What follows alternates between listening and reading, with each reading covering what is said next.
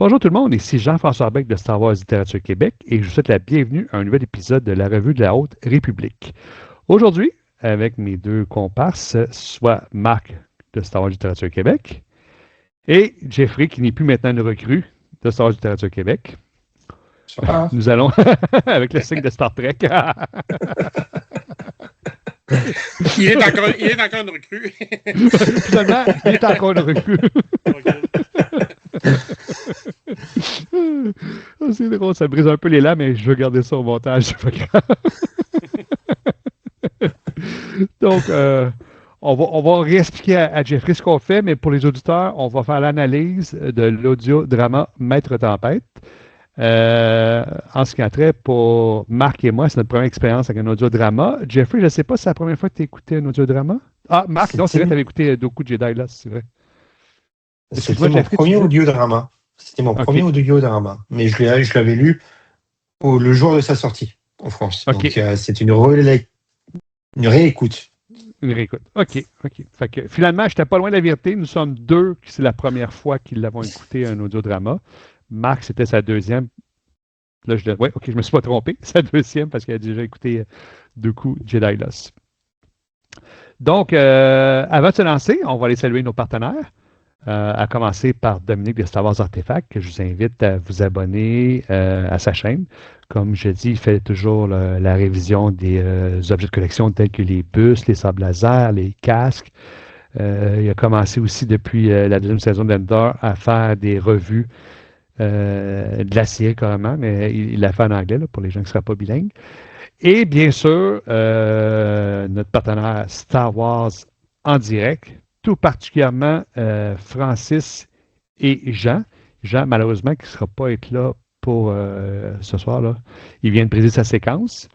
Pour revenir à Star Wars en direct, je vous invite à aller voir la vidéo de Jean et Francis, vidéo qui est sortie il n'y a pas longtemps, sur Dr. Aphra, agent du chaos. Si je ne me trompe pas, vous n'allez pas la retrouver mi-avril.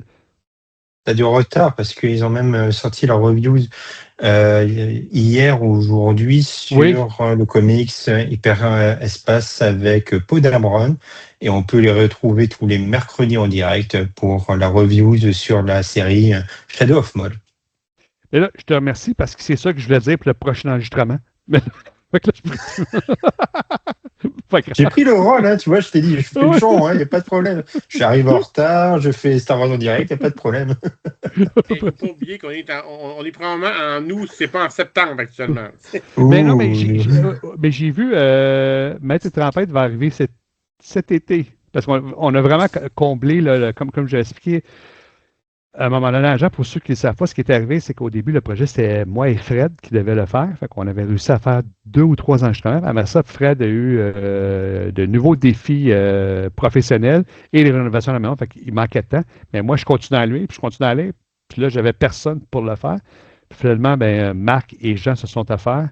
Puis là, c'est là qu'on s'en est mis à en faire plusieurs collés parce que j'avais tout lu. Là. Oui? Vu que ça va sortir cet été, une chose que j'ai entendue sur le dernier Star Wars en direct, c'est qu'ils vont faire une méga reviews de la Haute République qui devrait sortir cet été, avec du spoiler à tout va. Donc, ne l'écoutez pas si vous n'avez pas suivi la Haute République de A à Z. Ouais, ou l'écouter juste la partie non spoiler, comme je l'ai fait dernièrement. Là. Avant, tout ce qui était BD de Star Wars en direct, je les écoutais au complet, puis ça ne me dérangeait pas. Mais depuis que là, j'ai fait exprès de poser le terme, je me suis converti au canon. Tu as bien entendu, Francis, converti au canon. J'écoute juste la partie non spoiler parce que je ne veux pas me faire spoiler pour les histoires. Et on poursuit, et il ne faut pas oublier non plus de saluer nul autre que Lucille Gallio, la directrice de collection Star Wars pour Pocket et Lizzie. Donc, considérez-vous comme salués, messieurs, dames. Maintenant, on va passer à la partie description technique par Dr. Marc Doré. On vous écoute. Parfait. Donc, aujourd'hui, on va vous parler de Maître Tempête, Tempest Runner en version originale. C'est un audiodrama qui fait partie de la phase 1 de la série multimédia Star Wars La Haute République. Il a été publié le 31 août 2021 par Random House Audio en anglais. Il fut adopté en livre sous forme de script le 16 mars 2022, en anglais seulement. On l'attend toujours en français. Il va peut-être arriver un jour via les voies officielles. En France, il a été créé en audiodrama le 9 juin 2022 par Lizzie. L'audiodrama a une durée d'un peu plus de 6 heures. La particularité d'un audiodrama versus un audiobook, pour ceux qui en auraient lu, c'est que chaque personnage a sa voix désignée, ce qui facilite la compréhension de l'histoire. De plus, l'emballage est plus complet, entre autres la musique qu'on a habituellement tout au long de l'histoire. L'histoire se déroule 231 ans avant la bataille de Yavin, comme toujours. Et les trois principaux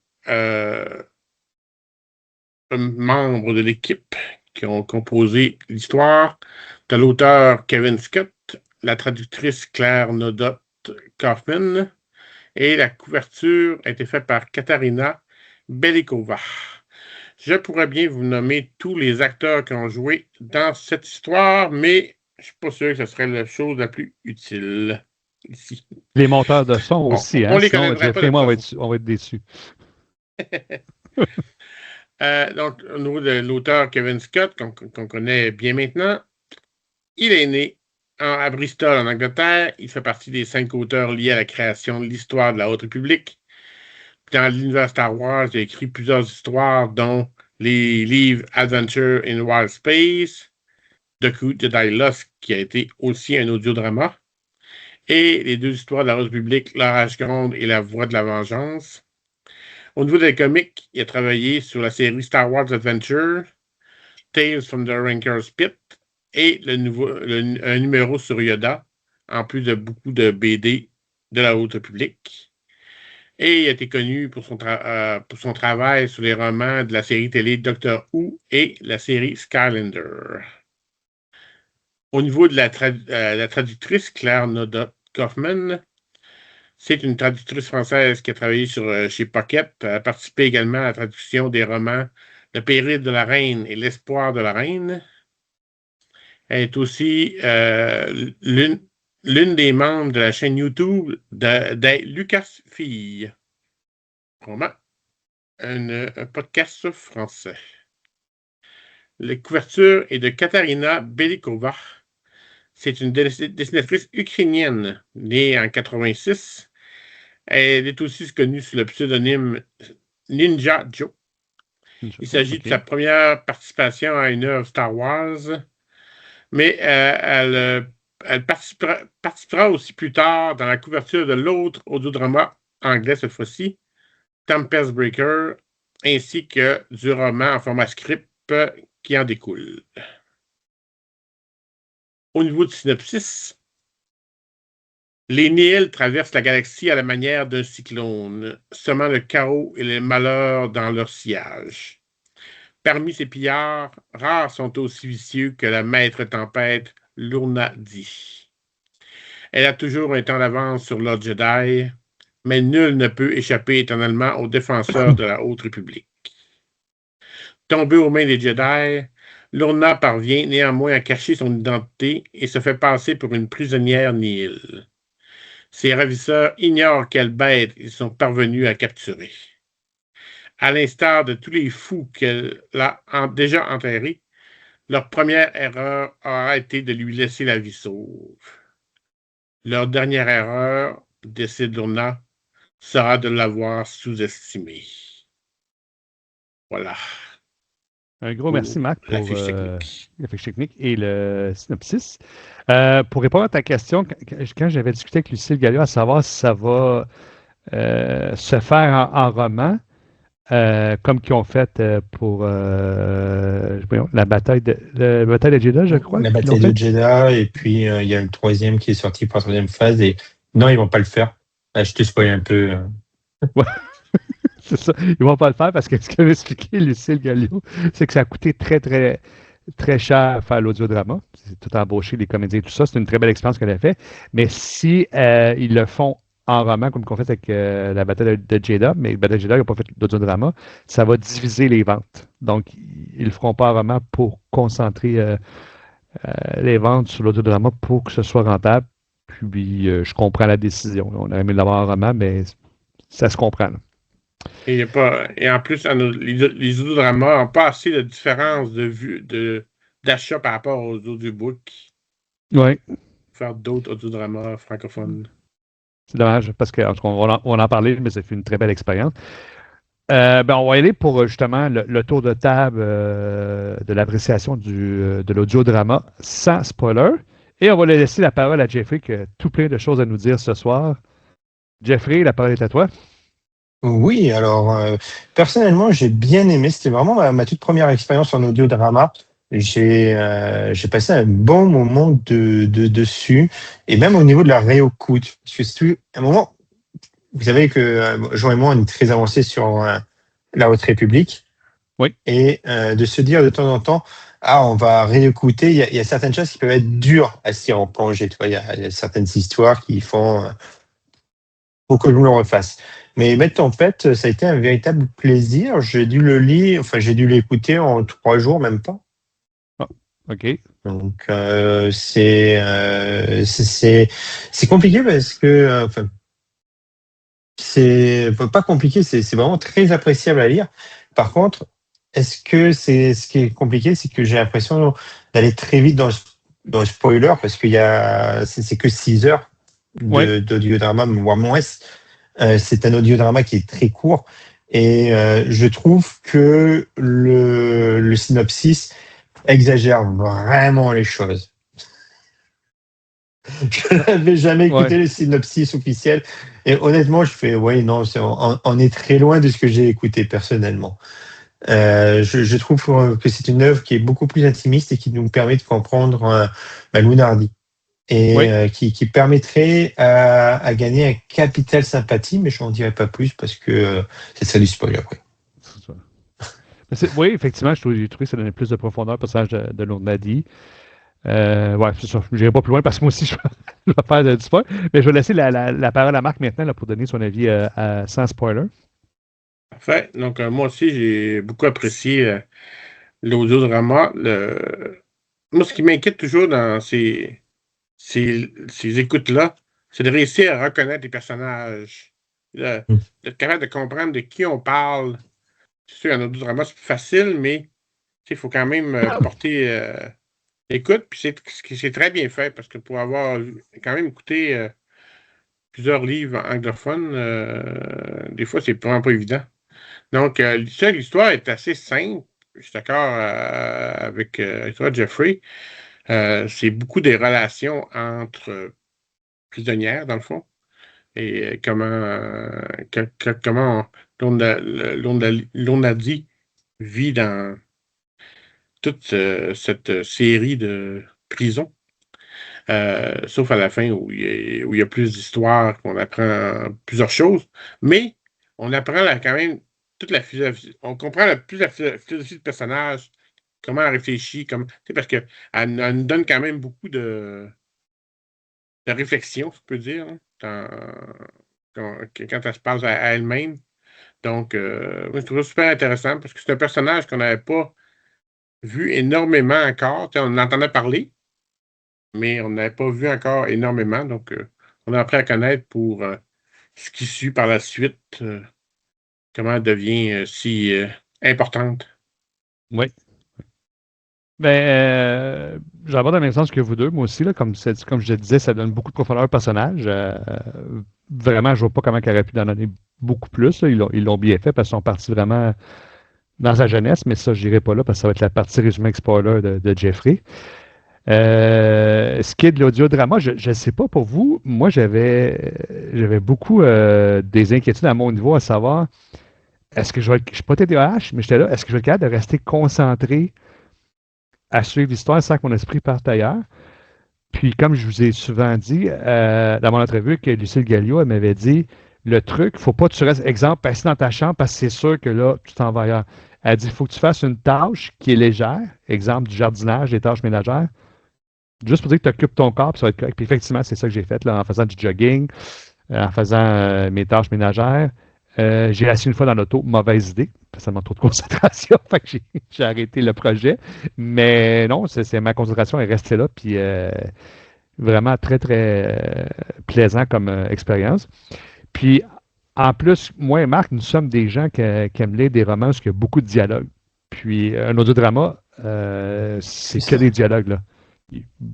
J'ai pas souvenir qu'il y a eu un narrateur, à part peut-être pour dire où est-ce qu'ils sont physiquement, là, telle planète, telle prison, mais il n'y avait pas de narration. Donc, pas de longueur, ça s'écoutait super bien, comme vous dites. Là.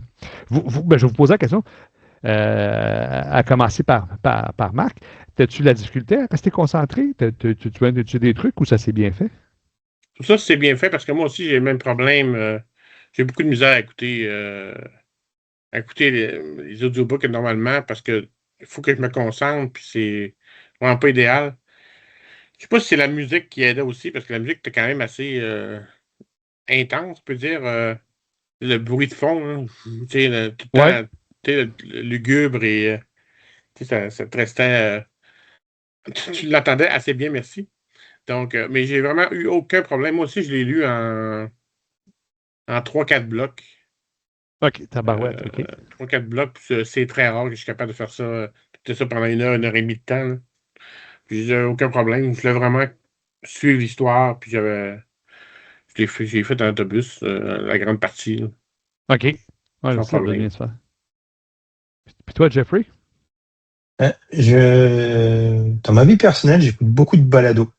Tu OK. vois, j'arrive au travail, j'ai 2 heures et demie de balado d'actualité française, puis après j'ai à peu près 1 heure et demie de balado sur l'histoire avec un grand H. Puis une fois que j'ai fini ça et que si j'ai encore un peu de temps, j'écoute des audiobooks. Quand je rentre à la maison, ben, je fais la cuisine, je mets un audiobook. Quand je sors le chien, je mets un audiobook. Quand je vais marcher 5 km, je mets un audiobook. J'écoute que ça en fait. Quand il fait son devoir conjugal, il écoute un audiobook. Non, non. Mais non, en fait, j'écoute souvent des audiobooks. Et pareil, quand j'ai mon garçon qui me grimpe dans la voiture et qui regarde l'écran de l'ornier de la voiture et qui voit un logo Star Wars, il fait ah, c'est un livre de Star Wars? Ah oui, on va écouter du Star Wars.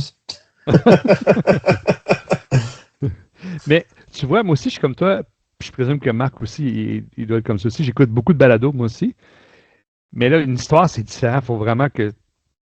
Tu sais, faut pas. Fait que c'était ça ma crainte, mais non, ça s'est bien fait. Bien, Mais, ceci. Ouais, excuse-moi, Marc. mais Vas-y. ça durait 6 heures. Ouais. On avait écouté des audiobooks de 18 heures. Là. Tu prends par exemple concentration. la deuxième trilogie de Thrawn du canon, c'est du 15 heures d'écoute, c'est Ah oui, 15-16 heures Crown. d'écoute. Ça me prend en moyenne 20 jours à l'écouter. Parce OK. que c'est ma dernière option. L'audiobook est ma dernière option. Je privilégie toutes mes nouveautés de balado. Parce qu'il y a également Star Wars en direct que j'écoute, donc que je Ouais, privilégie moi aussi. avant l'audiobook. Et quand ça va bien, là j'ai écouté la première trilogie de la légende de Drizzt, 40 heures. Je l'ai écouté en un mois. Parce que j'étais tellement accroché que tant pis, je m'écoutais un chapitre en plus. Oui, c'est ça, j'ai de la misère à rester accroché. Mais comme tu dis, moi aussi, je réalise que j'écoute beaucoup de balados. Puis là, il y a comme eu un vide au niveau de Star Wars en direct avec leur littérature parce qu'il y a comme eu, je sais pas, des annulations, ça a été mis sur la glace. Fait que il y avait comme plus rien écouté. Donc, l'audio-drama est bien arrivé, mais sincèrement, la qualité était tellement bonne que je l'aurais priorisé sur n'importe quel balado. Là. J'ai vraiment aimé ça. Ben maintenant, on va passer au résumé avec spoiler. Jeffrey, tu as des très, très, très grands souliers à chausser, remplacer Jean. Donc, as-tu besoin d'un petit coup de pompe? Te rafraîchir? Non, Ça va non, aller. ça va aller. J'y vais en freestyle. Voilà, j'ai décidé, ma méthode, ça sera du freestyle. Ah oui, il faut que tu fasses ta propre méthode. On va juste accorder quelques secondes de silence pour laisser une chance à Claude ou Guillaume lors du montage de pouvoir mettre l'alerte spoiler. Donc, pour les gens qui ne veulent pas être spoilés, ça va être le moment de nous quitter et de revenir une fois que vous l'aurez écouté. Donc, on va laisser 5 secondes passer. Jeffrey, roulement de tambour, c'est ton moment de gloire, vas-y.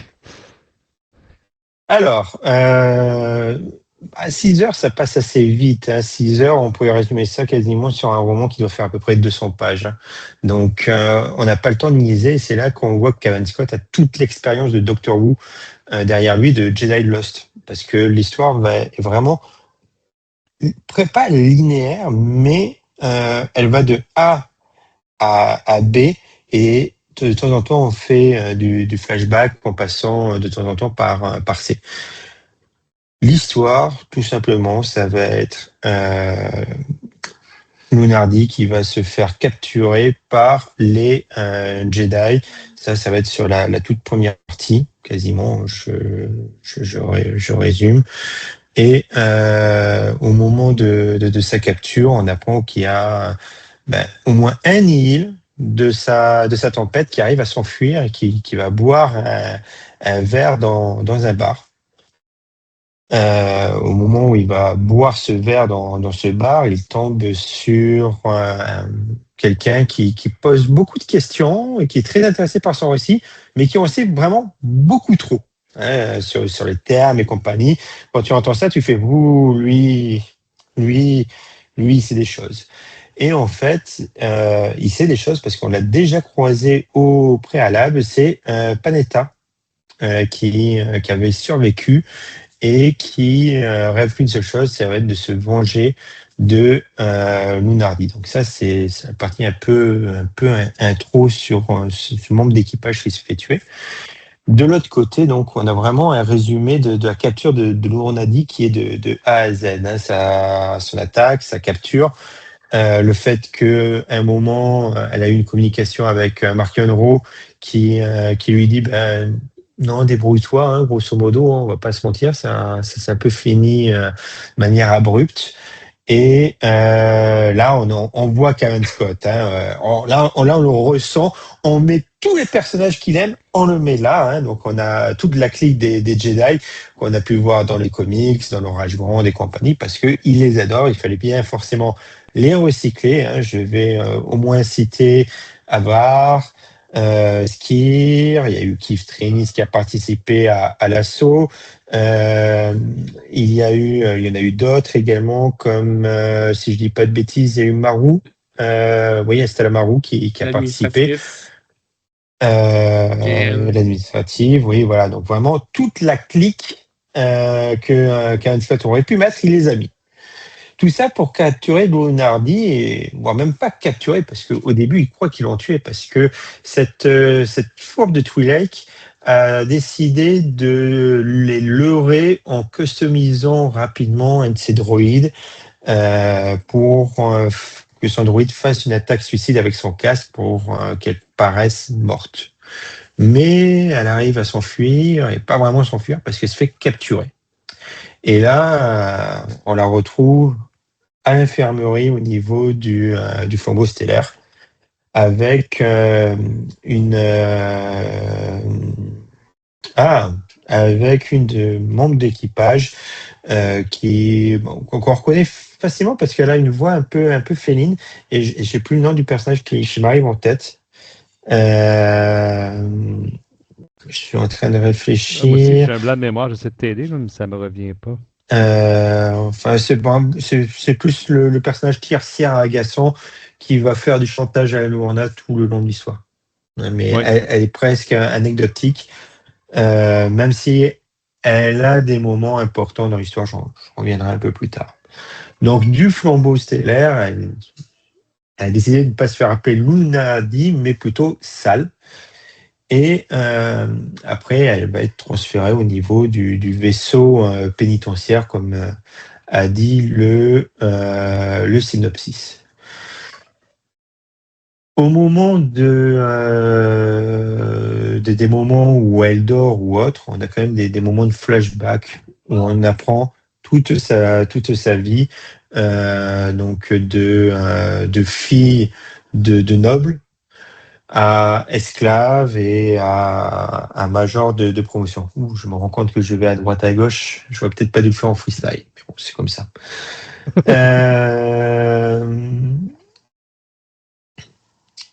Donc ça, nanana. Au niveau je vais me concentrer d'abord sur la planète, sur le vaisseau prison, puis après je reviendrai sur son passé, ça sera plus simple.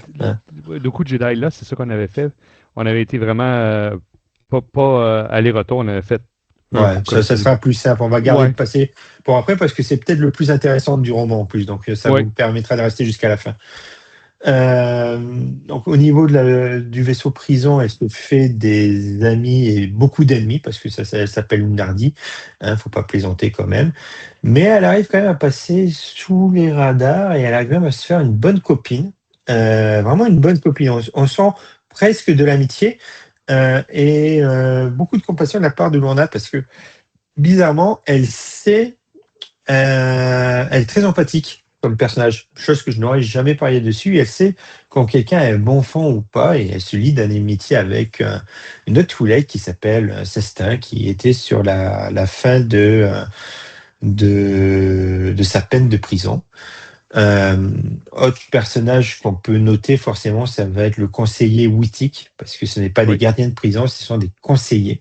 Où Wittig va servir presque de petit ange sur l'épaule de Lourna.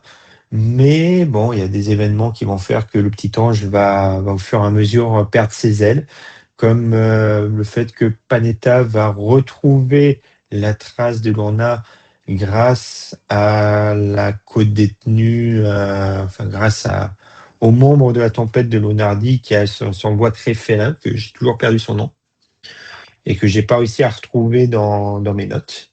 Je suis un peu désolé là-dessus. Et il y a eu des affrontements.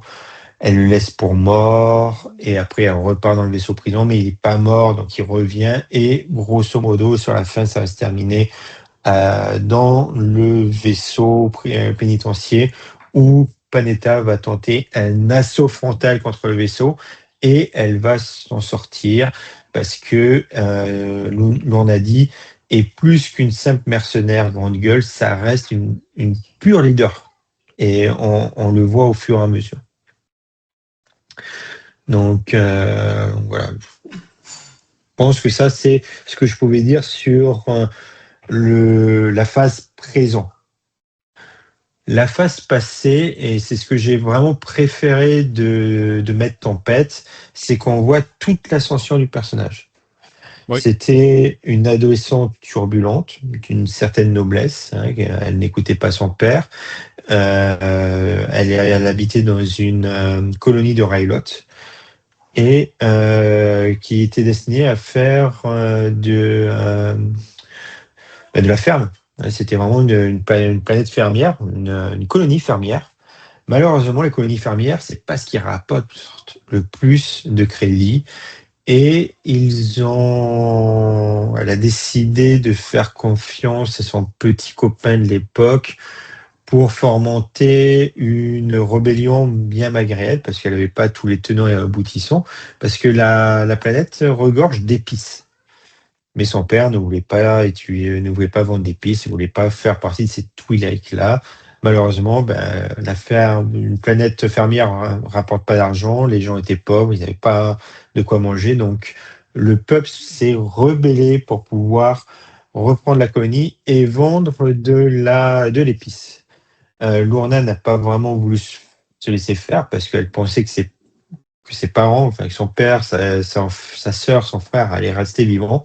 Malheureusement, ils se sont fait descendre pour trahison au niveau du nouveau gouverneur de cette planète. Et elle s'est fait vendre en tant qu'esclave. Et ça, c'est quelque chose qui est assez intéressant, c'est de se dire qu'elle a été esclave avant qu'elle ait été Maître Tempête. C'est là où on commence à gagner en compassion. Voilà. C'est C'est à partir de là que ça commence un peu à titiller. Elle a réussi à s'enfuir grâce à un Jedi et son padawan. Mais elle n'a jamais voulu revenir dans sa planète. Donc le Jedi l'a proposé de rejoindre une académie républicaine pour devenir une militaire. Chose qu'elle accepte un peu, pas vraiment de gaieté de joie, mais elle est en mode je fais rien de ma vie, ça ne peut pas être pire qu'avant, donc je vais accepter. Et ça reste Lunardi, hein, même si elle est très charismatique, même si elle sait mêler des hommes, elle n'aime pas obéir aux ordres. Ça reste une île dans la main avant l'heure. Et à force d'avoir quelques problèmes, surtout avec des cadets qui sont plus âgés, qui a essayé de lui dire écoute, fais ça, et qu'elle a dit non, et qu'elle a fini par décider de tabasser et lâchement abandonné, elle prend un chasseur et elle s'enfuit vers une autre planète, une planète où elle gagne d'argent avec, on peut dire presque de combats de MMA, même si j'exagère un peu. Hein, on est vraiment, ça m'a fait beaucoup penser à X-Men 1 quand Hugh Jackman était dans un bar et qu'il faisait des combats pour gagner un peu sa croûte. Donc, elle gagne un peu sa croûte et elle retombe sur qui? Ironiquement, elle retombe sur le gouverneur qui a tué ses parents dans cette fameuse planète. Qui l'a embauché pour essayer de combattre des Nihil. Chose qu'elle fait. Oui. Juste une chose. Elle avait, si ma mémoire m'est fidèle, vous me corrigerez Marc et Jeffrey, le gouverneur ne l'a pas reconnu parce qu'elle porte un casque, hein, je crois, puis il pense que c'est une Mandalorienne, à la limite. Oui, elle avait une pseudo-armure mandalorienne. Oui, ok. Excuse-moi, vas-y. Non, mais tu avais raison de préciser, c'est très important. Mais elle l'a parfaitement reconnu quand même. C'est ça le plus important. Hein. Parce qu'elle accepte la mission, elle met une dérouillée à une tempête, hein, à elle toute seule. Le vaisseau n'a rien pu faire et compagnie, et le maître tempête arrive et il était assez impressionné par Lorna. Et ce maître tempête, c'était Panetta. Elle lui propose de rejoindre les Nihil tout en exploitant sa planète. Et elle lui dit même quelque chose. Viens, je vais aller sur cette colonie. Je vais te guider sur cette colonie. On va tout raser, on va tout piller. Panetta, lui, il est pas bête. Hein, il a fait, vas-y, feu, on y va. Donc, Tempête débarque avec toute sa tempête. Il rase la planète. Elle a sa vengeance parce qu'elle dévoile son visage. Elle éclate la figure au gouverneur. Et à ce moment-là, elle devient officiellement une île. Et après, au niveau de son passé, on la voit vraiment son ascension qui est vraiment fulgurant en fait, hein, parce que elle a le malheur ou la joie lors d'un manqué Nihil de sauver la vie du père de Marchion. Si je dis pas la bêtise, c'est même la première fois qu'on voyait le père. De Marchion. Oui, il était. Je me souviens que dans. Ça, Max ne peut pas t'en souvenir parce que tu l'as pas lu, mais je me souviens que dans l'Orage Gronde, je pense qu'il était cité au passé. Parce qu'on apprend. Ça, je spoil rien, parce que dans l'Orage Gronde, c'est mentionné, donc je spoil rien en disant ça. Mais on apprend qu'il était présent lors de la mort de son père. Puis je pense même que c'est lui qui l'a achevé, mais ça, je pense pas qu'il était présent. Attends, je voulais pas dire Marchion en haut, mais je voulais dire le père. J'ai confondu. Oui, parce que dans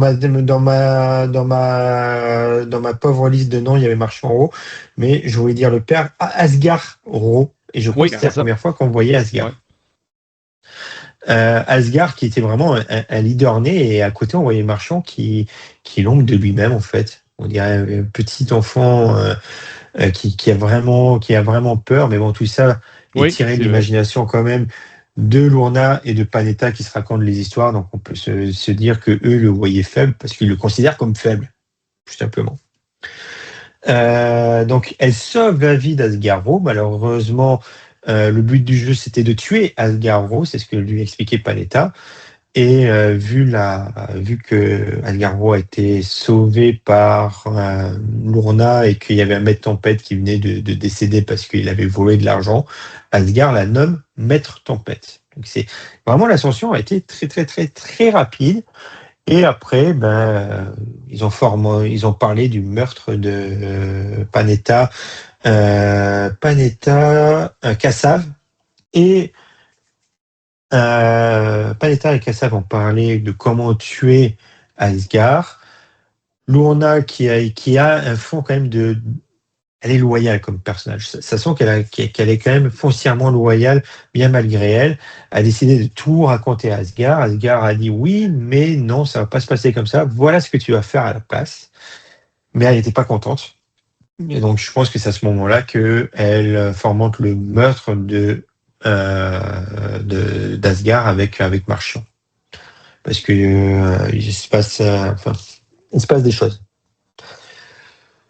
Et on est quasiment arrivé à la fin. Wow. Je sais pas si c'était court et très clair. Hein. Vous avez suivi quand même?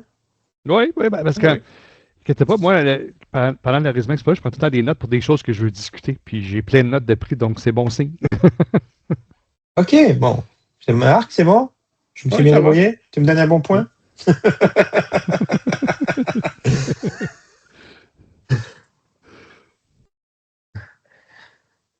Mais ouais, non, je pense que j'ai vraiment tout dit de l'histoire. À part, forcément, la dernière chose que je pourrais rajouter, c'est qu'à la fin, on a dit prend toutes les mauvaises décisions au monde comme elle fait d'habitude, et elle dit maintenant que j'ai sauvé les prisonnières, parce que c'est un vaisseau qu'avec des prisonnières, je vais reprendre mon titre de Nihil, je vais tuer mon ange gardien mon petit ange qui était sur l'épaule. Donc elle tue le conseiller Witty, qui de toute manière était en phase terminale. Hein, donc c'était peut-être plus de la pitié qu'autre chose au fond. Et vu que sa copine de prison Cestine ne voulait pas forcément rejoindre les Nihil, elle a eu comme grande générosité de la mettre dans une capsule de sauvetage et de l'expédier, et elle a été récupérée par les Républicains. Et elle a pu revoir ses enfants. Forcément. Happy ending pour elle. Oui, puis là, on a dit conserver le vaisseau prison, je ne sais pas si on va appeler comme ça. Qu'elle a appelé le nom, on a dit, parce qu'elle a un égo surdimensionné. Oui, mais on comprend pourquoi elle appelle son vaisseau à son nom, mais je reviens dans quelques secondes, parce que tout d'abord, je veux te remercier pour le résumé avec spoiler. Faites freestyle. J'ai un appel de Jean. Jean dit que c'était pas comme lui, mais qu'il a trouvé ça bon quand même. Donc, tu es correct. Merci, Jean.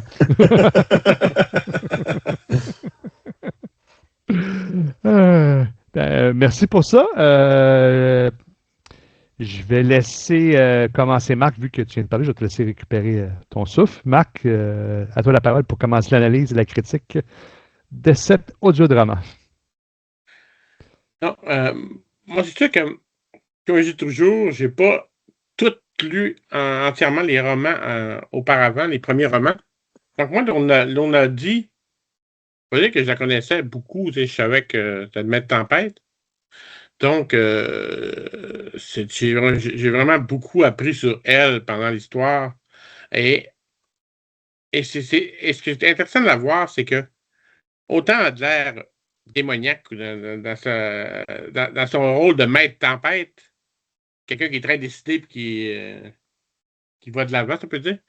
Mais là, Kevin Scott a réussi à la dépeindre comme quelqu'un qui était capable d'un peu changer de tempérament dépendant avec qui elle était, parce que selon les différentes prisonnières qu'elle a eues à différents endroits, des fois, c'était la confrontation. Des fois, il y en a une qui s'est fait vraiment amie avec, là, parce qu'elle même elle a protégé un peu.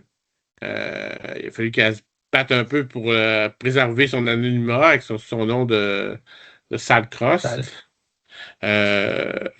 Donc, moi j'ai vraiment aimé tout le côté psychologique un peu de son développement. Là. Moi, j'ai vraiment aimé. Toi, tu as aimé surtout principalement la période développement de sa jeunesse. Moi, j'ai vraiment aimé les portions prison. OK. J'ai vraiment aimé les portions prison de tout le développement de ça. Et je suis d'accord, c'est une chose que tu as dit. j'ai trouvé très drôle la portion du début du drama sur le flambeau où Kevin Scott a tout mis. Peu importe, tu croisais peut-être quelqu'un.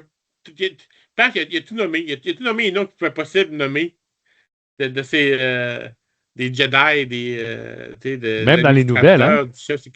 Oui. J'ai oublié le meilleur personnage, Glory Gaia, qui a bien été doublé en Free-Wookie. Oui, c'est vrai. Oui. Ah oui, ça, c'est ça. Il a tout mis, là, tu sais. Il était tout dans un coin, là, tu sais. Il passait devant, il disait bonjour, ici. Mais ça, c'est Kevin Scott, tu sais. Tu les vois tout le temps partout, tu sais. Traîner ski, puis skier, puis etc. Donc, même les personnages des nouvelles littéraires aussi, hein, la chef de sécurité, Mon Calamari, à un moment donné, je pense qu'elle fait une petite interrogation avec Lournadi. Mais Lournadi est zéro coopérative là, durant l'interrogatoire. Là. Ouais. Excuse-moi, je t'ai coupé dans là. Vous. Ça, je dis, c'est même le chef de sécurité qui fait l'interrogatoire aussi. Donc, moi, je trouve tout le temps sympathique de. Ils sont pas importants dans l'histoire, mais t'es voix, t'es content. Ah, tiens, je me rappelle d'eux autres. Un petit coucou. Donc, je sais pas, rien de particulier à parler, mais comme je dis, tout le côté prison, j'ai vraiment aimé ça parce que c'est différent, tu sais. C'est rare, c'est un emplacement que c'est rare qu'on entend parler dans Star Wars, tu sais. Des prisonniers qui se parlent entre eux autres, tu sais, qui veulent s'en sortir, qui veulent se sauver, mais un peu de cachotterie, tu sais, un veut pas en dire trop, puis t'as la relation avec les gens qui les surveillent, dans le fond, sans savoir qu'ils ont la plus grande criminelle des temps modernes avec eux autres. Donc, je trouve ça fun à écouter. Mais c'est vrai ce que tu dis, je pense que, comme tu dis, Prisonnier de mémoire, il est juste dans Andorre saison 1 qu'on voit la vie en prison. Mais je ne sais pas si vous avez beaucoup plus lu que moi le canon de Jeffrey et Mark. Je ne sais pas s'il y a d'autres épisodes qui vous reviennent en tête. Là. Puis pas juste quelques lignes. Tu sais, que, comme tu dis, il y a vraiment eu des chapitres là, complets là, sur la vie en prison. Il y a quelques personnes qui sont emprisonnées à dire. Non, mais je suis d'accord avec toi. Je disais que c'est la première fois qu'on passait autant de temps. Là. Est-ce que dans le comics Han Solo Cadet Impérial, qui est un des rares que je n'ai pas lu, est-ce qu'il n'y a pas des parties où il est en geôle? Je l'ai pas lu. Marc, est-ce que tu l'as lu, toi? Oui, j'ai lu. Et est-ce qu'il n'est pas en partie en prison ou en geôle pour insubordination? Ça se peut, avant qu'il l'enrôle, je sais qu'il fait des mauvais coups puis il se fait attraper, là, mais je ne peux pas te dire, je ne me rappelle plus si avant de devenir cadet vraiment, d'être enrôlé de. C'est juste un commentaire parce que je ne l'ai pas lu non plus et je voyais que ça comme comics où on traiterait de la prison vraiment à part entière, mais un épisode prison pris au sérieux, parce que bon, on va pas compter les épisodes de Rebels où Erza était en prison. Parle-moi pas là-dessus. Mais il y a que Andorre où il y a vraiment un arc carcéral et Maître Tempête. Ouais. Ah, mais au moins, dans Trompe la mort, t'as Ram qui était emprisonné dans une cellule. Oui, avec le super chef de sécurité. Taillaric. Puis, autre chose. Quelques heures. Autre chose que j'ai bien aimé, je dis souvent ça, vu que le canon, les romans, les films, les séries sont faits en même temps, ça permet d'avoir beaucoup de liens. Si je ne me trompe pas, Maître Tempête a été écrit avant la saison 3 de Mandalorian. Hein? Oui. Donc, Mandalorian a repris un petit peu ce concept-là. Je ne sais pas si vous en souvenez, dans l'épisode de la saison 3, Mandalorian, je pense que c'est un scientifique de l'Empire qui est arrêté, puis il est réhabilité aussi. Tu sais, ils font faire des tâches, on voit aussi. Ah, c'est l'autre épisode qu'on voit un petit peu la vie carcérale. Fait que le même principe avait été repris. Oups, vas-y, oui.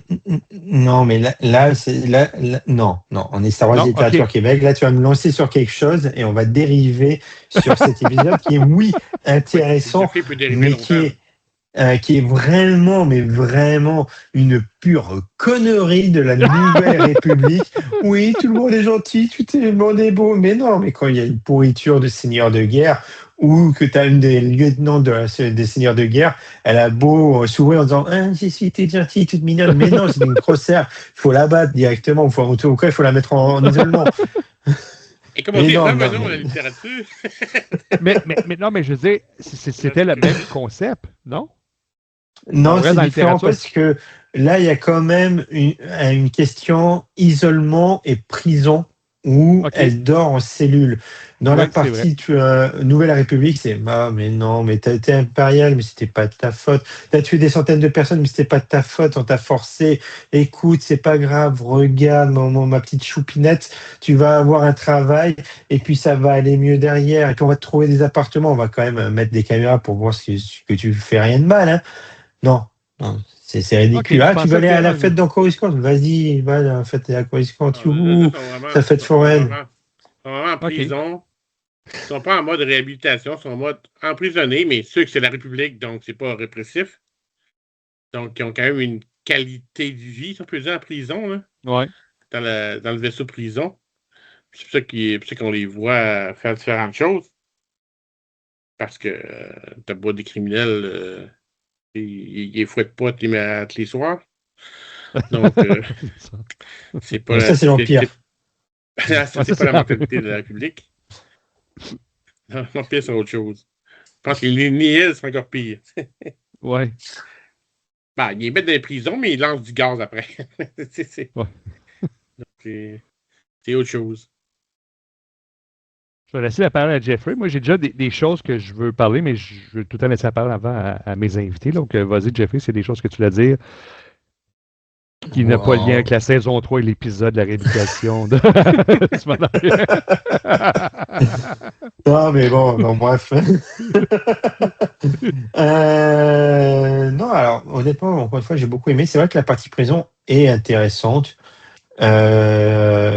Surtout les relations qu'elle peut avoir avec les autres personnes. On sent vraiment que Cesta, je ne peux pas me tromper à chaque fois de nom, mais c'est bien Cesta si je ne fais pas d'erreur. Oui, c'est Cesta. Enfin, l'autre Twi'lek et Wittig, on sent vraiment qu'ils sont là pour la tirer. Et on sent qu'à un moment, elle faiblit, elle veut changer. Oui. D'ailleurs, chose qui est toujours très marrant avec elle, c'est, et ça je ne l'ai pas forcément dit, mais je voulais le dire quand même, c'est qu'elle passe plus de temps à l'infirmerie qu'en cellule. Elle arrive sur le flambeau stellaire, elle est à l'infirmerie. Elle fait même pas une journée qu'elle termine à l'infirmerie dans le vaisseau pénitentiaire. Elle sort pour faire ses tâches sur une planète. Elle se retrouve à l'infirmerie. À un moment, il faut tuer le personnage un peu chat. Elle se retrouve à l'infirmerie pour pouvoir le tuer. Elle passe plus de temps à l'infirmerie qu'au repas. C'est vrai que l'infirmerie revient souvent à cette heure que maintenant que tu en parles. C'est vrai. C'est vraiment une petite anecdote un peu drôle, hein, mais non, c'est un bon moment. La partie prison reste intéressante, mais ce que j'ai beaucoup aimé dans le parti passé, c'est qu'au début, on la prend pour une sanguinaire, un peu princesse sur les bords. Oui, elle est un peu cuillère en argent dans la bouche, mais finalement pas du tout. Elle a morflé dans sa vie. Elle a vraiment galéré dans sa vie pour en arriver à ce niveau-là, en fait. Où tout ce qu'elle a pu avoir, elle s'est battue pour l'avoir, Oui. et c'est ça que j'ai bien aimé. Par contre, ce n'est pas un personnage mauvais en soi. Lournadi n'est pas un personnage mauvais, c'est juste une personne qui a pris toutes les plus mauvaises décisions dans sa vie. Tu vois, il y a tout le monde qui lui dit, ouais, écoute, prends la voie de gauche, c'est la voie la plus sage. Non, je prends la voie de droite, hein, c'est mieux. Et puis elle se retrouve dans des galères à chaque fois.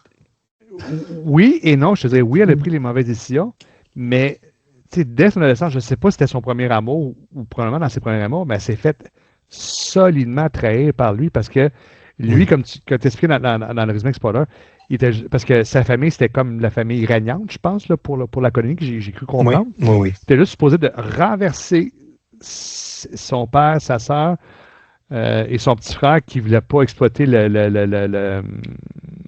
l'épice, puis mettre elle à la tête, puis lui, étant son petit ami, ben, il gouvernerait avec elle. Puis c'est pas du tout ça qui est arrivé. Son amoureux, celui qu'elle aimait, celui qu'elle avait des sentiments pour, a tué sa famille. Il l'a mis en prison. Non, pas en prison, il l'a carrément envoyé en esclavage. Il l'a envoyé en esclavage. Carrément, là. Non, elle n'a pas été casse-pied en prison, c'est ce que je disais dans le résumé spoiler. Ouais. C'est, bon, écoute, vu que tu n'as pas envie d'être une femme obéissante, on va t'apprendre à l'obéissance. Allez, on va te mettre un collier, puis tu vas aller voir les esclavagistes, ça va te faire du bien. C'est ça. Fait que, tu sais, toute sa vie, elle a été traitée. Fait que, quand même que tu lui offrirais 100 millions de crédits sur un plateau d'argent, elle va se méfier, là. Tu sais, dès son adolescence, son premier amoureux l'a trahi, là, à fond train, tu restes toujours méfiant, là. Elle avait confiance. C'est peut-être juste la faiblesse, j'ai trouvé, de cette histoire-là. Elle avait confiance à son conseiller, que le nom m'échappe. C'est quoi, là? C'est Wittig. Parce qu'elle a appris qu'il faisait ça parce qu'il était sur le point de mourir. Moi, je ne voyais pas assez choqué pour ça. Je n'ai jamais compris qu'est-ce qu'elle choquait là-dedans. Là. Je n'ai pas trouvé ça choquant. Je l'ai trouvé juste idiote, pour ne pas dire conne. Mais c'est ça. C'est vraiment la pire mauvaise décision. Ça, c'est une mauvaise décision. Je suis d'accord avec toi, là, celle-là. Là. Mais le reste a tout été trahi. Puis, c'est vrai ce que tu dis, là. Elle n'a pas le physique d'un Pan-État ou d'un Kassav. C'est des matadors là, baraqués pour faire sa place. Elle a réussi à faire sa place avec son caractère, avec son intelligence, parce qu'elle réussit tout le temps subtilement à voir ce qu'elle veut. Mais elle est capable de se défendre aussi physiquement. Là. Mais elle n'avait pas le physique de matador, comme je viens de dire, pour juste au regard. OK, lui, c'est beau, tu veux que je m'assoie, je ne regarderai même pas chez une chaise, je vais m'asseoir à Panetta, il n'y a pas de problème. Il n'y a pas le physique pour faire l'intimidation. Mais la fille, c'est une leader, tu sais, mais à la fin, quand tu as la bataille quand Panetta vient faire l'amarrage, puis il rentre dans le vaisseau, puis aller là-dessus, dans le fond, là. Elle réussit quand même à se trouver des alliés. Mais c'est ce que je disais, c'est une leaduse dans l'âme. Dans l'âme, c'est une leaduse. Elle sait diriger, mais à chaque fois, elle prend les mauvaises décisions. Le fait qu'elle ait son côté grande gueule, ça ne l'a pas aidé à l'Académie républicaine, par exemple. Non. Oui, là, tu trouves une légère porte. Si je ne me trompe pas, c'est l'Académie Carida, est-ce que ça se peut? Oui, c'est ça. Carida, oui. Qui plus tard va devenir une académie célèbre, je crois, là, pour une bonne académie impériale bien réputée où on forme les meilleurs officiers de mémoire. C'est une des principales avec celle que là, c'est Carida, c'est une des principales. Tout ça pour dire que c'est un clin d'œil qui était intéressant, le fait qu'il ait choisi Carida. Là. Puis, on parle de Lournadi, ben c'est ça l'histoire. Tantôt, tu disais qu'elle avait été loyale envers Asgard. Je ne sais pas si elle a été loyale ou encore une fois, elle se méfiait. Parce que quand elle sauve Asgard, Pan et Kassav ne sont pas contents parce que c'était prévu que l'autre fasse semblant que c'est fait prendre. C'était comme une façon de surprendre Asgard puis le tuer, puis elle l'a sauvé. Fait qu'elle avait peut-être peur qu'ils veulent se venger d'elle comme ça, non? Non. Elle est fidèle parce que Asgard elle a sauvé Asgard, elle ne savait pas, elle a fait une connerie. Les deux autres lui racontent, là t'as fait une connerie, mais c'est pas grave. Voici le nouveau plan pour tuer Asgard. Première chose qu'elle fait, c'est retour au vaisseau. On va aller voir Asgard pour dire, au fait, il s'est passé ça. Et Asgard fait, oui, t'inquiète pas, leur plan ne va pas fonctionner. Parce que tu vas les tuer. Parce qu'il va se passer quelque chose. Tu vas aller voir une autre espèce, tu vas aller voir, je vais donner un plan à un des 2 mètres tempête. Oui, qui est Sif, qui est. Kassav? Enfin bref, non, pas Kassan, pas. Enfin, je vais donner un plan à Maître Tempête. Toi, tu vas aller voir cette race pour dire il va y avoir une attaque. Et comme ça, cette race-là va aller tuer ce Maître Tempête. Et elle a réagi, elle a l'air dire non, mais si tu es capable de faire ça pour lui, tu vas être capable de faire ça pour moi également. Ouais. Donc là, elle a viré de bord. Moi, je l'ai pris comme ça. OK. Alors que Asgard aurait dit bon, écoute, ça va bien se passer, on va voir ce qu'on peut faire, mais il n'aurait rien fait de particulier, ça se serait mieux passé. Qu'est-ce que ça en pense, Marc? Une question. Je peux pas dire que je me rappelle de tous les détails. OK. Avoir une opinion là-dessus. Je sais qu'elle était choquée parce qu'elle se disait, je lui dis, puis il me donne aucune certitude. Parce qu'il dit, c'est toi qui vas aller les vendre autour de Gruta. Ouais, c'est ça, c'est avec les tours. Puis là, elle dit, oui, vas-y. Ouais, tu vois, c'est ça. Et pour moi, dans sa tête, elle se dit, s'il est capable de faire ça pour mettre Tempête, de demander à quelqu'un d'autre de faire la basse besogne, il serait capable de faire la même chose avec moi dès que je serais plus utile. Oui. Et là, finalement, Asgard se fait tuer. Et comme vous disiez si bien, messieurs, quand on l'écoutait parler Marcianero jeune à ce moment-là, d'aucune façon on pouvait penser que aussi rapidement que ça qu'elle allait prendre le contrôle de la situation. Là, c'est parce que tu écoutes sa voix, il a l'air tellement faible, hésitant dans les jupes de son père, puis au contraire, il profite bien de la mort de son père, là, puis ça choque les 3 mètres de tempête. Il pensait vraiment pouvoir prendre le contrôle, puis il réalise que non, là, c'est peut-être même pire qu'avant, là, ce qu'on vit comme situation. Là. Je ne sais pas ce que vous en pensez. Il était censé être seulement depuis le début, il était censé seulement être un aide. Une marionnette. Parce qu'il y a l'oracle puis tout ça. Donc, il Ouais. les aide à planifier tout ça, mais finalement, on sait ce que ça va devenir. Ça va être exceptionnel.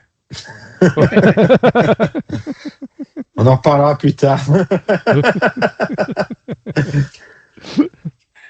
Est-ce que je vais rajouter par rapport ouais, moi aussi, personnellement, j'ai bien aimé le passé de Lonali. Là. Je trouvais que ça bâtissait bien le pourquoi il était rendu comme ça.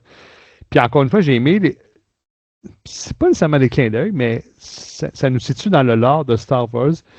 Si je ne me trompe pas, quand elle parle des épices, je pense qu'on est au début de l'exploitation des épices sur Rylot. Je pense que c'est pas encore hyper développé. Hein?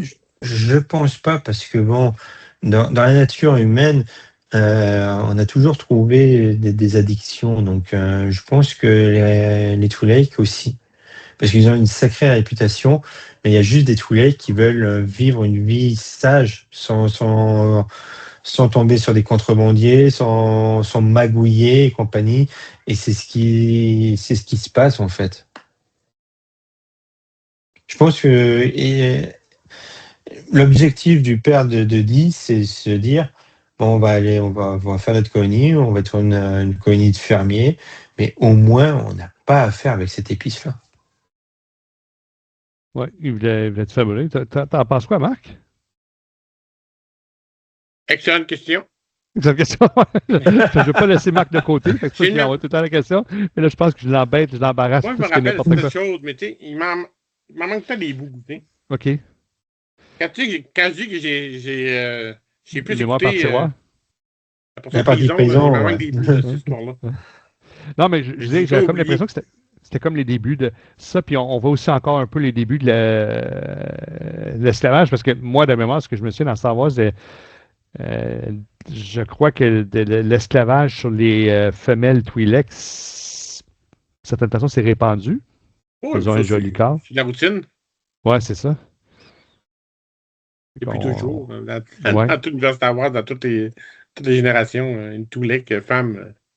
Alors, quelque chose que j'ai pas dit, que j'ai bien aimé quand même, c'est qu'il explique.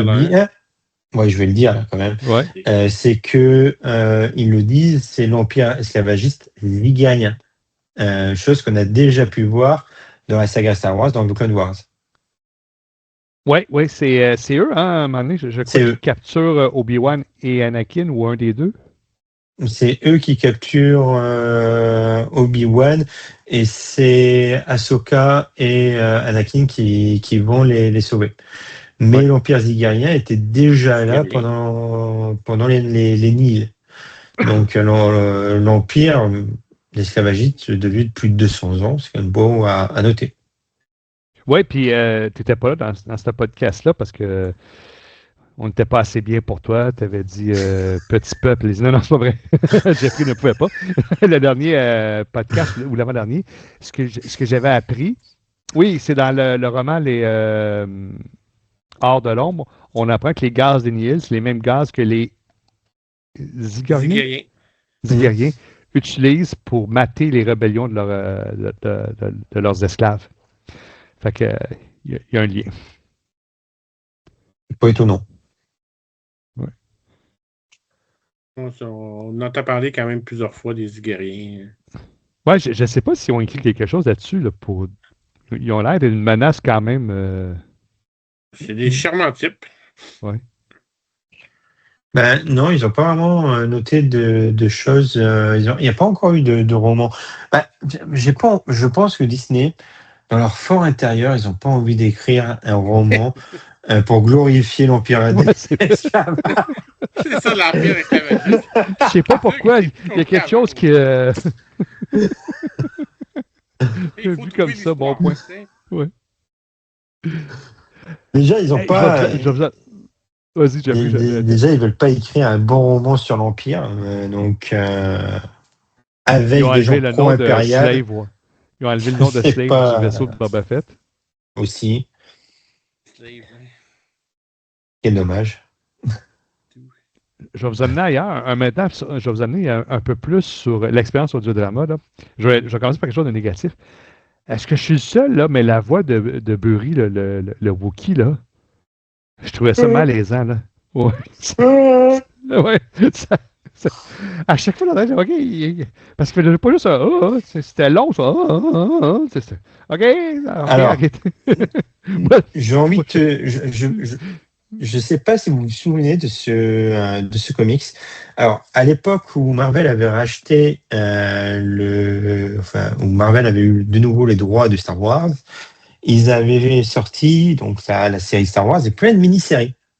Vous avez eu la mini-série sur la princesse Leia avec les magnifiques dessins de Terry Dodson, une mini-série sur Han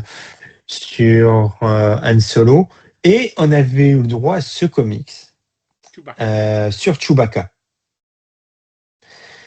Je ne sais pas si vous vous souvenez de ça, parce que la chose qui était le plus horrible dans ce comics-là, c'était qu'il parlait tout le long tout le long. Je suis en train de chercher le comics là. Je fais mon travail, mais quasiment tout le long il est comme ça, et juste quand il croise un humain qui fait ah oui en effet t'as pas tort parce que ceci cela, mais sinon tout le long c'est c'est OK, on pensait comme on voyait avant dans les BD, quand les Wookiees parlaient, c'était comme des genres de parenthèses. Là, ils marquaient en français ou en anglais, mais on devinait qu'ils ne le disaient pas comme ça. Donc là, il y avait vraiment juste le OK. Ouais, non, mais tu vois, c'est maintenant les scénaristes sont devenus feignants. C'est mauvais, ce Chewbacca. Tu t'en souviens? Ah oui, je l'ai lu, celle-là. Je suis à deux doigts de retrouver le nom. Mais continuez, je vais vous retrouver le nom. Parce que hier, Claude m'a annoncé qu'il avait trouvé Phasma, parce qu'il peut imprimer à 15$ au lieu d'un prix de fou de sang. Fait que je me disais, tant qu'à être là, je vais voir d'autres BD que j'ai pas. Puis là-dessus, j'avais vu Chewbacca, mais je ne l'ai pas pris finalement. Je vais l'acheter éventuellement, mais je ne l'ai pas pris, donc je sais de quoi tu parles. Mais sinon, donc j'en déduis que vous trois, vous avez trouvé aussi la voix de Burry pénible? Ben, tu sais, j'imagine que quand tu fais un audiodrama, tu as besoin de 7, 8, 10 acteurs. Ben, pour le Wookiee, à mon avis, tu te trouves, y a-tu quelqu'un qui est capable de le faire? Ouais, c'est ça. On n'engage pas quelqu'un de particulier juste pour ça. Là, donc, On ne prend pas un spécialiste du Wookiee. Mais je comprends, dans la réalité, c'est ça. Le Wookiee parle, puis il ne dira pas un son qu'on va vouloir dire 3 paragraphes. Là. Il va falloir que ce soit long. Là. Mais tu allais dire, Jeffrey? Ouais, j'ai retrouvé le comics. Alors, le scénariste n'a pas fait grand-chose. Il a fait juste un one-shot sur Beckett et il a fait donc cette mini-série sur Chewbacca. Il s'appelle Gary Dugan et les dessins est fait par l'affreux Phil Noto. Même s'il dessine bien les Wookiees, le dessin des humains, ça passe pas. Oui, c'est ce qu'on avait noté sur Phil Noto, tous les trois, là, moi, Jean et Marc, qu'il y avait de la misère avec les humains. Ah ouais, c'est juste horrible. C'est bon, bref. Mais ouais, je voulais juste compléter vraiment la chose pour que les gens puissent acheter ce merveilleux comics. Non, mais on fait œuvre utile. On fait mais en contrepartie, j'ai bien aimé la voix de Skir. Je trouvais que je l'attendais sa voix, je savais que c'était lui. Ouais. Avec les S, là. Ouais, ça allait très bien. Panetta aussi, j'ai bien aimé ça. Même si au début, j'avais aucune idée que c'était lui, là, mais quand il parlait dans le bar et qu'il n'était pas encore nommé là, pour avec le Niel qui voulait sauver Lunadi, la voix qu'il avait, tu avais vraiment l'impression que. Parce qu'il n'est pas encore nommé, donc tu ne sais pas c'est qui, mais j'avais vraiment l'impression qu'il s'agissait d'un énorme humanoïde là, très imposant. C'est pas le sympathique de la gang. Non. Juste par la voix, là. Mais quand Pan parle de toute manière, tu sentais, tu l'entends parler, tu fais ouais, non, mais au début tu fais un mec sympa dans un bar, puis après tu commences à dire ouais non, et en fait il en sait beaucoup trop quoi, il utilise beaucoup trop de termes nils pour ne pas être au courant des choses en fait. Non, moi j'avoue que je sais pas, peut-être parce que toi c'est une deuxième réécoute, mais ou c'est moi qui n'ai pas vite. Ça pourrait être ça, ou c'est moi qui n'ai pas vite. Là. Marc, il va confirmer. je mets un point sur Marc là-dessus, si je dois donner mon opinion. Effectivement, je n'ai pas fait ce lien-là, mais maintenant que tu le dis, c'est vrai qu'il savait pas mal de choses sur les méthodes Néel, effectivement. Là. Peut-être même un peu trop. Là. Moi, ce que j'ai aimé aussi, c'est que par rapport à l'ensemble de l'histoire, c'est que dans un roman avant, je ne sais pas si c'est dans Hors de l'ombre, donc on avait appris que Lunadi était disparue ou présumée morte. Donc c'était le fun de voir, tu sais, de voir où est-ce qu'elle était, puis qu'est-ce qui s'est passé. Tu sais, les histoires dans les histoires, là, dans le fond, tu sais. Ils la font disparaître. Là, tu as une histoire spécialement sur où était-il pendant ce temps? Où était-elle passée? Toute l'histoire est comme ça. Donc, même si l'histoire n'apporte pas énormément de choses à tout, mais ça explique ok, c'est pour ça. Non, moi, je trouve que ça explique très, très bien, comme tu dis, le personnage de Lunadi là, là-dessus. Là. Tu allais rajouter quelque chose, Jeffrey? Non, je décale juste la shot qui allait se mettre devant la caméra. J'essaie de penser, y a-t-il d'autres choses qu'on oublie à propos de l'histoire?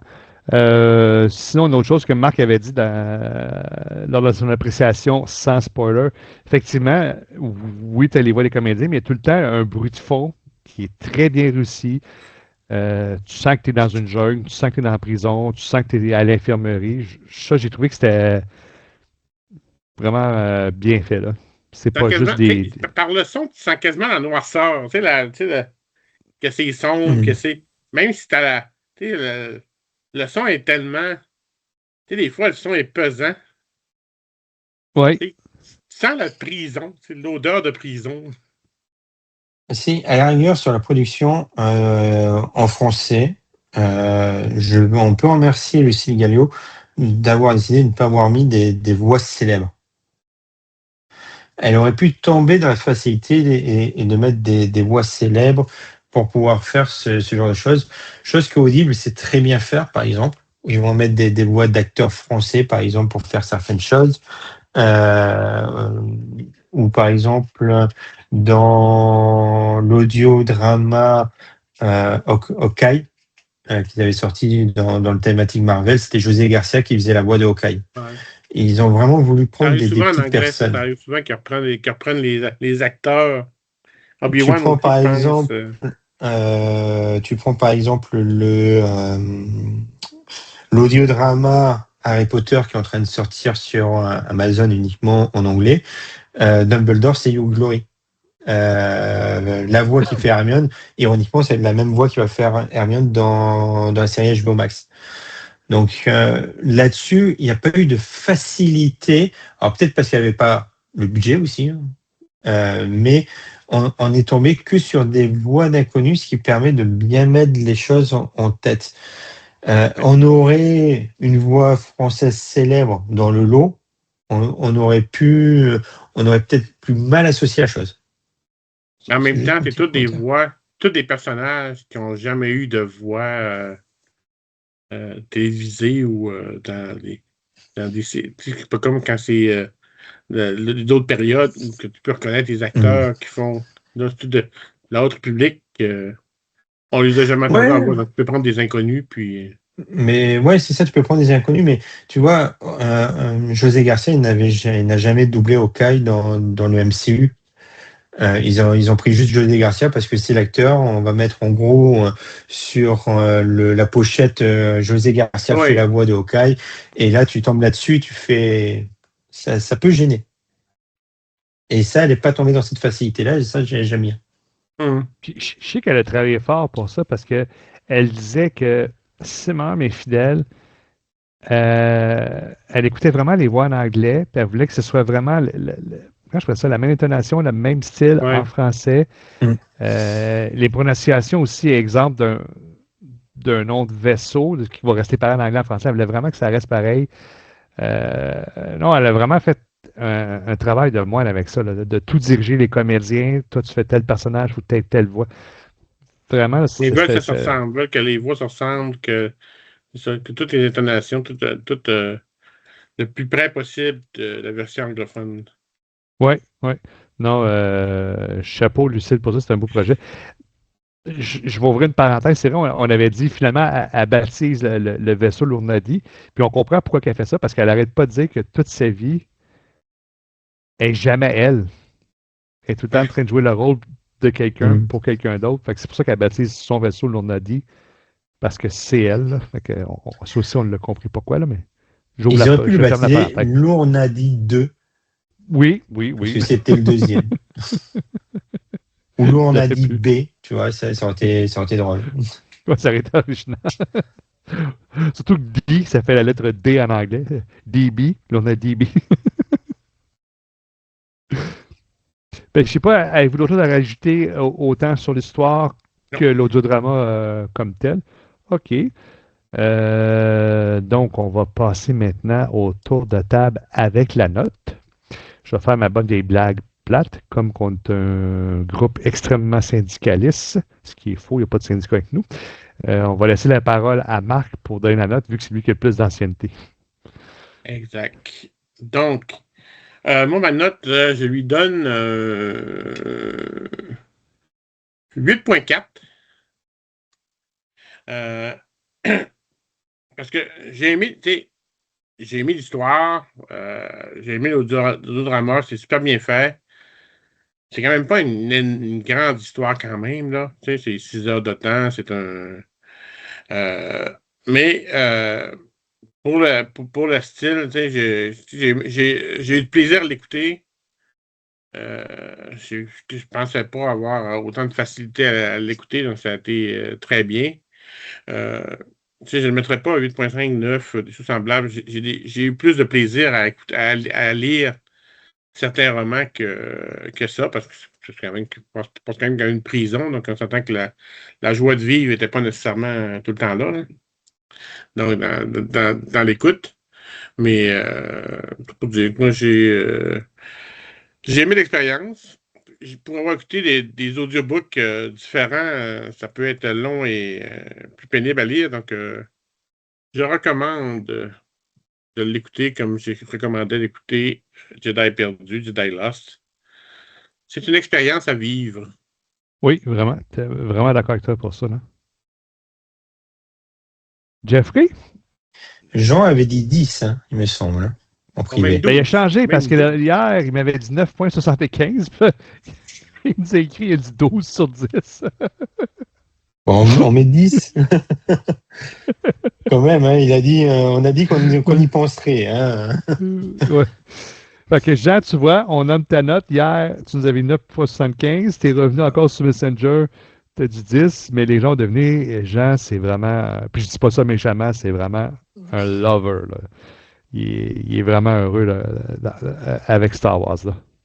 Mais vas-y, Jeffrey, là, c'est ta note, ta critique, on t'écoute. Alors, moi, de mon côté, je vais mettre un 9,5. Oh! C'est rare que je monte très haut comme ça. Oui. Pourquoi? Parce que écoutez un magnifique podcast Rencontre à la cantina avec Jeffrey. Et vous saurez que j'aime l'histoire dans l'histoire. Petite plug en passant. Le lien est juste en dessous. Ouais. toujours bon. Mais non, j'aime l'histoire dans l'histoire. Certes, ce n'est pas une grande histoire, ce n'est pas l'histoire qui va révolutionner Star Wars, mais c'est une histoire qui permet de clôturer Panetas. C'est une histoire qui nous permet d'en savoir plus sur l'Ourna-Di. Et on en reparlera dans quelques semaines et quelques mois, le pourquoi du comment. Pour moi, cette histoire est très importante, mais ça mérite un 9,5 assuré. Cavan Scott perd 0,5 parce que c'est Cavan Scott et qu'il nous remet tous et il fait du recyclage à chaque fois. Je le dis, je le martèle. Il y a du recyclage sur toute la première partie. Dès qu'il pouvait mettre un nom, il l'a fait. Donc voilà, là, il perd 0,5 pour ça. Ben merci. Donc, mesdames et messieurs, quand Jeffrey met un 9,5, c'est parce que c'est très bon. Jeffrey n'est pas le genre de critique qui tombe dans la complaisance. Et c'est pour ça qu'on l'apprécie. Ben, moi, c'est drôle. Hein? Je vais donner 2 notes. Parce que, une pour l'histoire, puis une pour l'expérience audiodrama. Puis je revenais après pour l'expérience audiodrama. Côté histoire, je donnerais un 8 sur 10. Parce que, comme vous dites, c'est une bonne histoire. Elle a sa raison d'être. Elle joue son rôle, qui donne de la profondeur à l'Ourna-Di. Puis il n'y a rien qui est filler, qui est saugrenu, qui est trop. C'est parfait comme c'est là. J'ai aimé ça. Mais comme vous dites, c'est pas une grande histoire. Exemple, l'Aliment des Jedi, l'Orage Gronde, c'est pas une aussi grande histoire que ça. Mais côté expérience audio-drama, moi, j'ai donné un 9 sur 10, mais je suis un petit peu gêné de donner un 9 sur 10. Pourquoi? Parce que j'ai rien sur quoi me comparer. Parce que j'ai jamais écouté d'audiobook, j'ai jamais écouté d'audiodrama avant ça, là. Mais je ne savais pas quoi m'attendre, mais j'ai été agréablement conquis. J'espère qu'il va y en avoir d'autres. Comme qu'on disait, les voix sont différentes, sont bien choisies, on différencie bien les personnages, on les ressent. Même si Burrick, sa voix de Wookiee, nous énerve. Comme Marc disait en plus, c'est pas juste des voix, il y a des bruits de fond, il y a de la musique. C'est comme, dans le fond, si on faisait jouer un film à la télévision puis qu'on ferme les yeux. C'est vraiment là, tout le son est là. C'est vraiment une très, très, très belle expérience là, à faire. Puis j'ai rien, mais encore une fois, rien trouvé de long. J'ai trouvé aucune longueur dans le récit. Là. Personnellement, là, j'ai vraiment aimé ça. Là. Oui, vas-y, Jeffrey. J'ai fait un calcul rapide, ça fait une moyenne de 9 points. Oui. Entre nos 4 notes. Parce que j'ai mis celle de Jean quand même. Ouais, c'est. Tu vois, Jean, on t'a pas oublié. On t'oublie jamais.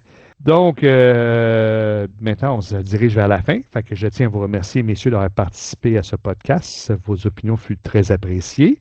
On va en profiter aussi pour remercier Claude et Raven. Excusez-moi, Raven, c'est son surnom. Guillaume pour tout ce qui est montage et thumbnail. Je pense qu'ils sont là, ils font beaucoup de temps là-dessus. Eux, on ne les voit pas dans les podcasts, mais ils mettent beaucoup de temps à faire ces trucs-là. Je vais laisser la parole maintenant à nul autre que Marc pour nous dire sur quelle plateforme on peut retrouver Star Wars Littérature Québec. Si tu en oublies, Jeffrey qui est juste là va te reprendre. Donc, vas-y, Marc. Vous pouvez nous trouver Star Wars Littérature Québec sur Facebook, YouTube, Instagram, Spotify, Deezer et Apple Podcasts depuis le mois d'avril pour les 2 derniers. Nous sommes partout et nous allons conquérir le monde. Jeffrey, est-ce que Marc en a oublié un ou il les a toutes... Non, il les a tous nommés. Et les principaux sont là. Mais je vais te poser une question, parce que puis je suis sûr que les auditeurs vont apprécier que je pose la question. Je ne connais pas la plateforme Deezer. C'est Deezer, c'est ça? C'est quoi cette plateforme? Ouais.